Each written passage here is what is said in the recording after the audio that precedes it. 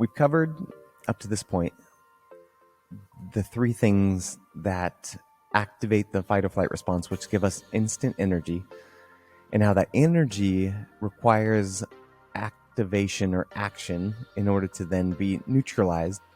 And then if it does not get neutralized, then it becomes toxic, and then it can build up within our body. And the greater the emotional charge of that energy, the more action is required in order to then neutralize it, in order to then get lit up, in order to have that as usable energy rather than energy that's trapped within our body or within our brain or within our nervous system. So everyone is at different places. Everyone's story is different. And there is no, if you can, try to get rid of judgment within yourself, meaning, well, I haven't had that many bad things happen to me. I have no excuse. I hear all these other people and they have such different dramatic stories. It doesn't matter. It doesn't matter what your background has been. It just matters where you're at right now. And so if you can get rid of any judgment, and this is a process I would go through when I was a fitness trainer, and I've trained hundreds of clients as a fitness trainer, from Miss Washington State to morbidly obese senior citizens and everyone in between. And oftentimes what will happen is someone will become discouraged before they even start a distance, and we understand now what it is. It's this amygdala that's overactivated, this downregulation within the orbitolateral prefrontal cortex, and it can be very strong, and it can be very convincing, this little voice that is just nonsensical. And we've talked about strategies to be able to control that. And if we can just say, wherever you are, we're now entering into a training process. And if it's easy for physical health, right? I want to run a marathon. All right. So 26.2 miles, that's the distance. I'm going to start off with this plan. And I have tried multiple different training plans. And the thing that is interesting is that all the training plans are effective if you can get these basic strategies down. And so it's simply a matter of now identifying where you're at and then breaking your day up into training cycles. And this may seem overwhelming. And if it does, great. I'm glad you're listening to this course, and I'm glad that you're still taking your time through this. And you may have to come back to this slide multiple times. So the way to approach this is to now break down where your negative thoughts, where your toxins, and where your traumas are generating this energy response within the course of your day. And now what we're going to do is talk about adding the direct counter to that, adding movement, adding connection, and adding cultivation. And so if you're a person that does well with journaling, if you're a person that does well with like having a calendar, if you're a person that does well with having a Google document, if you're someone that does well with having an accountability partner, whatever your strategies, whatever you do well with, take this next step and do it with that process. Maybe you say, I've never done this. But I would say start off by just simply writing it down, and writing it down in a book, or even if you have a notebook with paper in it. It doesn't matter. It's just something where you are entering in your training plan. And with fitness training, this is what we do for people on their diet and also their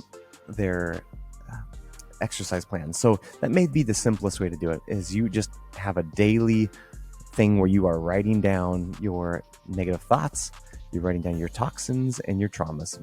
And again, following the criteria we used before to quantify all those things. And you are now entering into a training program. And I'm just going to read the slide. Time and repetition is what makes everything effective. To be effective, it has to be measured and tracked. So how do you know unless you track it? And that's where oftentimes people say, well, I'll just know in my gut. I have run plenty of marathons, and I have run them with people who have trained, and I've run people that kind of like willy-nilly attack their training process. The people who train get better, and that's really the goal of this course series, is to get and then be better. And we kind of talked in the very beginning about picturing what you want to look like, what you're like your life to look like in a year, and then just having that memory.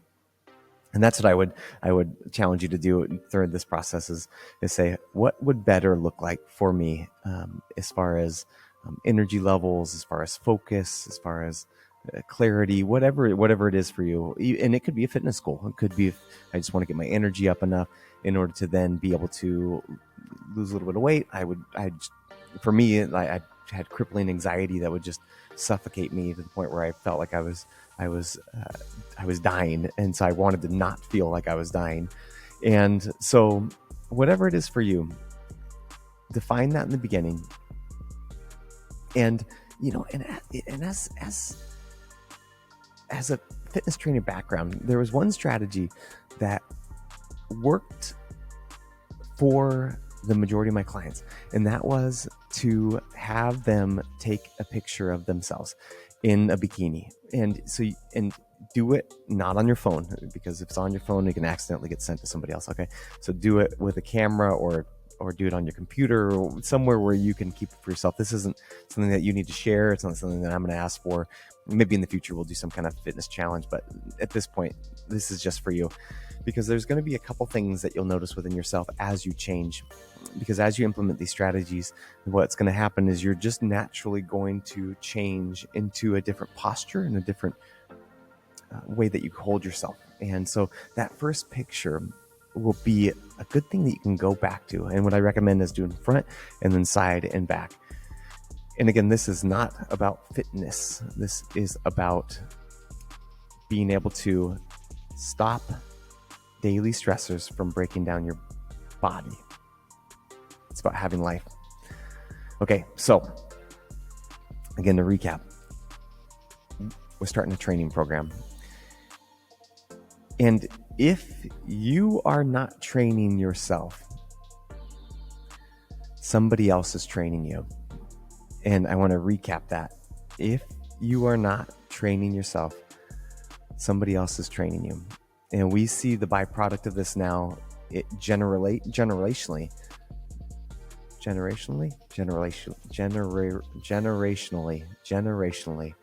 we see this process played out now generationally with young people, because our culture has now trained our children. And I point to this again, not as a shame or to invoke guilt, but in the richest country of the world, we have the highest level of obesity, and we have the highest level of drug addiction, and we have the highest level of mental illness. And for me, those aren't separate things. Those are simple indicators of a level of connectedness to God's desire for us, which is abundant health, an abundant life, an abundant energy. And so when I look at a generation of people who are now sick as children, what I see is an entire generation that has been trained by companies, by other people, to purchase products, to purchase food, to purchase entertainment, and to purchase pharmaceuticals. I simply see people, a generation of people who have been trained to purchase in a certain way. And the thing that is frustrating to me as a healthcare provider, we have government entities, agencies, the FDA, that is put in place to regulate the safety and effectiveness of food. And our culture has changed from life, and again, as a biblical quote, train children in the ways and they will not stray from the path later on. They have been trained in the ways, and as they become adults, they do not stray from that path. And so as a parent, this is one of the things that I took very, very personally during the pandemic, because when we chose not to wear facial coverings, we were threatened with thousands of dollars of fines, and I at one point was told that I needed to turn over patient health records of patients that said, we do not consent to giving our health records to the Department of Health. And I asked, well, why does the Department of Health want these records? And their response to me was, we don't want you to think that you have a choice to say no. And so for me, it was a real gut check, because I had to think about my children and how do I want to train them? I wanted to train them to do what they believed was right, based on biblical principles, and not to be trained that you do what's right until someone threatens you enough, and then you do what they tell you to do, even though you know it may cause harm or may be the wrong thing to do. And so, and I don't mean to go too super serious on this note, and I don't like to be a Debbie Downer by any means, but really, I hope my prayer for this one slide that I'm staying on forever is that you take this idea of retraining yourself as understanding that there are lots of companies and lots of organizations that are actively trying to train you, and the amount of messaging that we get, especially with technology, it can be balanced, but it takes that much intentional effort in order to then counteract that other training. This page is to further follow up with the train or be trained, and I realize I almost left the train and be trained as like an ominous presence of there's these corporations and government entities that are training our children, and I realized that although it is true, I didn't really want that to be the motivation for awareness of training. And more, I think they're good examples because we can look at like quantifiable evidence, and look at cause and effect. And really, I didn't want it to be a amygdala inducing conversation piece, and I feel like this is the slide to counteract that, because really, if you remember back to our first course series, the prefrontal cortex edition, our brain is simply recording always, and it's recording and training itself always. So the environment, even if there were not these entities that are actively looking to sell us or sell our children products that are harmful or aren't good, our brain is still recording, and our world has become increasingly artificial. So just that simple thing of the artificiality of our world is kind of freaks our brain out, and then it overactivates the amygdala, because the amygdala is used to 300,000 years of living in nature. And so anything outside of that's kind of this fight or flight response, this strengthening of the amygdala. So really, this slide is to think about the training instead of a David Goggins kind of approach of like, find what sucks, do that, which I'm a long distance runner, I'm a marathon runner, I'm all about that, but that's not what this is about. This is about taking energy that is locked and then releasing it, so you can be the lightest version of yourself, the brightest version of yourself, and then have that light bulb worth of electricity shine through every function that you have and have an increase in health. And then as your health and as your energy flow from your brain to your body becomes more efficient and more effective, then what you'll notice is you will begin to heal. You'll begin to be happier. You begin to feel more energy.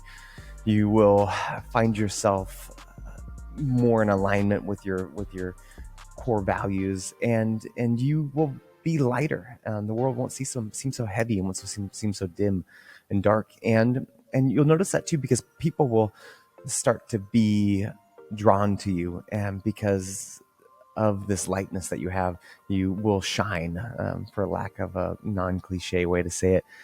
And so to recap, this is what, when you're looking at thoughts, traumas, and toxins, balancing the equation with movement, connection, and cultivation. Um, these are the lessons that I learned by living in the Dominican Republic, because I'm an athlete, and I had such high blood pressure that I felt like I was going to stroke out or pass out in moments, and I had to lay on the ground in order to get myself to rev down. So really, these became my training cycles. These things became what was needed in order to move, connect, and cultivate. And so when we first got to the Dominican Republic in June, it never got below 90 degrees. And during the day, it would be well over 100 with the heat index, 100% humidity. So I attempted to continue doing long distance running, and that did not last very long. And really, the property that we have here is multiple buildings, and it's spread out. So the house that we're living in currently is an eighth of a mile from that to the kitchen. So in order to walk from our house, from our bedroom to the kitchen and back is a quarter mile, just in walking. And being so hot, it forced me to then walk.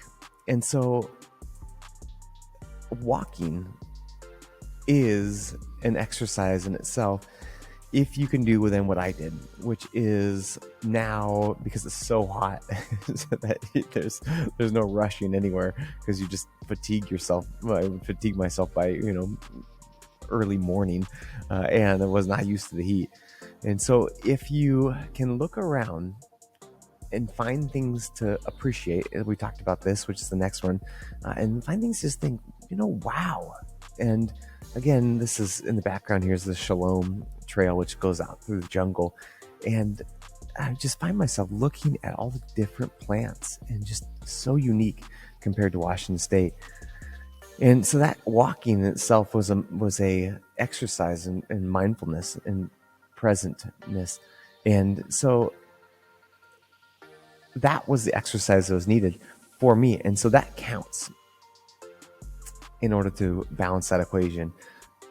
Sweating is the largest organ in your body, and sweating is the greatest detoxifier. And so when it is 100 degrees every single day, I am sweating constantly. This is right now, it's March, and it's 90 still here. So, but it's cool compared to the summertime. And so, but sweating and saunas are becoming very popular now, and heat exposure is becoming very popular. And again, sweating is detoxifying, and cortisol, which is a stress hormone in the body, is toxic. So sweating is effective at detoxifying.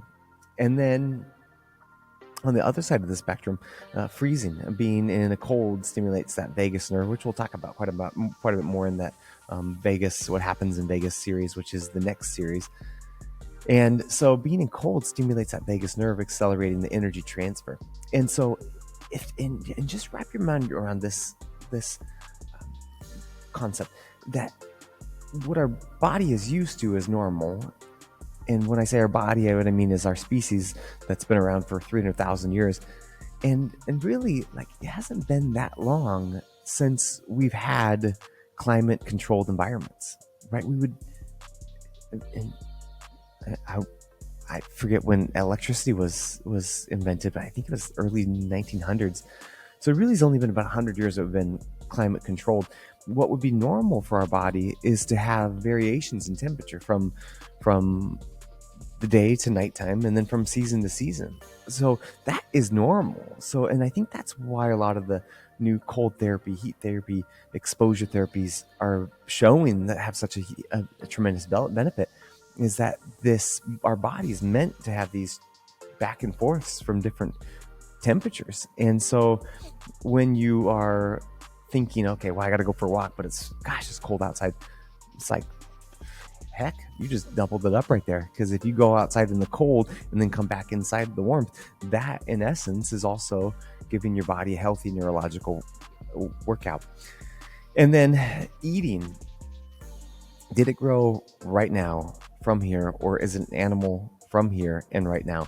This is something I really gained an appreciation with living here in the Dominican Republic, because there is a fruit for every season. So, for example, when I talked about first getting here in June, mangoes are June, July, August. Mangoes are everywhere. I mean, we were picking and harvesting and processing 100 mangoes a day, easy, from our mango trees here. So we'd have mango puree, mangoes, frozen mangoes, sliced mangoes, fresh mangoes, you name it, mangoes and everything. And mangoes is one of the best detoxifiers in our body, and has a high level of vitamin C, and it has antioxidants that protect your skin from sunburn. And so I don't think it's a coincidence. I think God's perfect design is that fruit was grown during that time and to be eaten at that time when it's grown. And not to mention how much research has been shown on eating fresh versus produce that was picked green and then ripened on the shelf. And the United States really struggles with that process, and a lot of our produce doesn't have good nutrition because of that. So you can use this as a guide. As a fitness trainer, I could talk for hours and hours and hours on nutrition, but I think honoring that simple wisdom that God didn't mess up, and he made different fruits and vegetables and animals available during different seasons for a reason. And even here in the Dominican Republic, the country is developing, so now they're getting into more processed food, and diabetes has now become a significant health concern within the population of the Dominicans, even though there are plants that are right here that grow normally, that have been clinically demonstrated to show that if they simply eat 5 leaves of a specific plant a day, and I don't recall if it was a neem or if it was a moringa, but it was one of those two, clinically lowers blood glucose, which means their diabetes could be controlled by simply eating this plant that grows everywhere because it grows naturally here. And so that simple strategy, and again, and think of it more of like, instead of, oh my gosh, I have all this bad stuff that I'm doing and I'm not doing it right. I mean, think of it as a win, right? Like, look at me. I just ate some kale. Kale is growing right now. Heck yeah. And this last one, talking, and sometimes this is, you don't even have to talk to another person. Like, if something is one of those negative patterns, then you just gotta let it go, let it flow.